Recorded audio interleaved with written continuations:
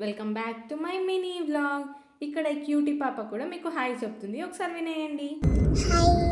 ఇక్కడ నేను ఈ ఫ్రూటీ పాప ఇద్దరం కలిసి బీబీనగర్లో ఉండే ఎయిమ్స్ హాస్పిటల్కి అయితే వెళ్ళాము. మేము వెళ్ళింది అయితే ఈ పాపకు రీసెంట్గా తమ్ముడు పుట్టాడని వ్లాగ్ పెట్టాను కదా, ఆ బాబుకి కొంచెం హెల్త్ బాగాలేదని చెప్పి ఈ హాస్పిటల్లో అయితే అడ్మిట్ చేశారు.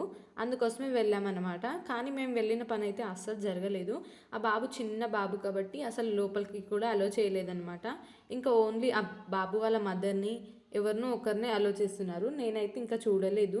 అక్కడే కాసేపు ఉండేసి ఇంకా రిటర్న్ అయిపోయామన్నమాట. వెళ్ళే దారిలో పానీపూరి కూడా తిన్నాము.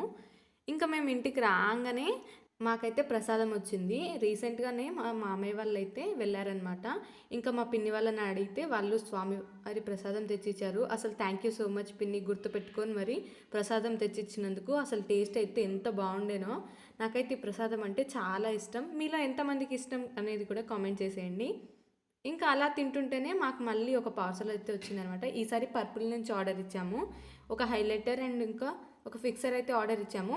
అసలు ఎలా వర్క్ అవుతున్నాయి అనేది కూడా మేము చెక్ చేసామన్నమాట. దీంతో పాటే మాకు ఒక షీట్ మాస్క్ కూడా ఫ్రీగా గిఫ్ట్ లాగా యాడ్ అయ్యి వచ్చింది. ప్రోడక్ట్స్ అయితే మటుకు చాలా బాగున్నాయి. రెండు కలిపి మాకు అలా 580కి అలా వచ్చిందనమాట.